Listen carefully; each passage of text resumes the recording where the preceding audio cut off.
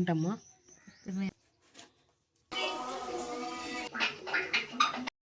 Hi friends, welcome to Kiran Kumar blog channel.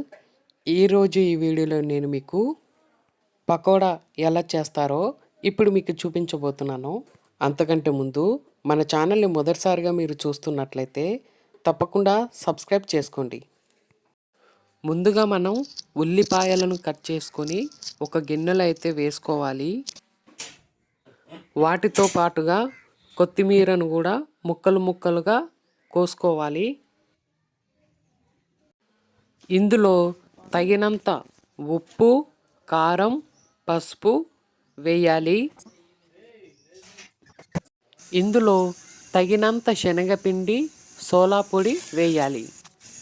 ఇప్పుడు చక్కగా కలుపుకోవాలి, అన్నీ కూడా కలిసిపోయేలాగా.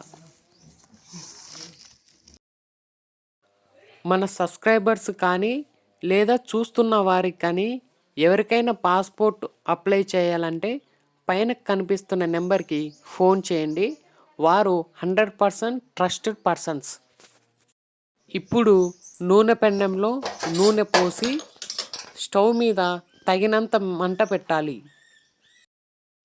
నూనె కాగిన తర్వాత చిన్న చిన్నగా పకోడా మిశ్రమాన్ని చిన్న చిన్నగా వేడి నూనెలో వేయాలి.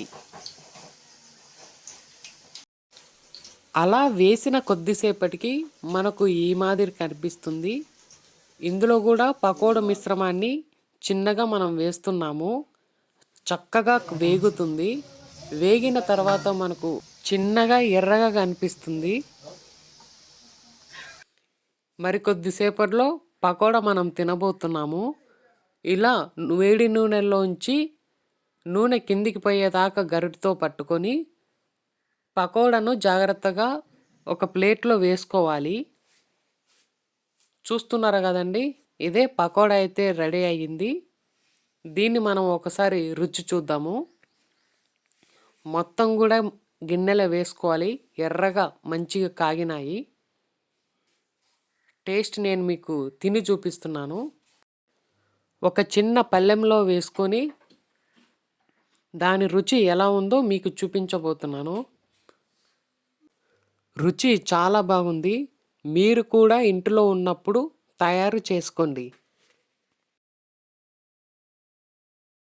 చూసారు కదా ఫ్రెండ్స్, ఈ వీడియో కనుక మీకు నచ్చితే లైక్ చేయండి, షేర్ చేయండి, కామెంట్ చేయండి.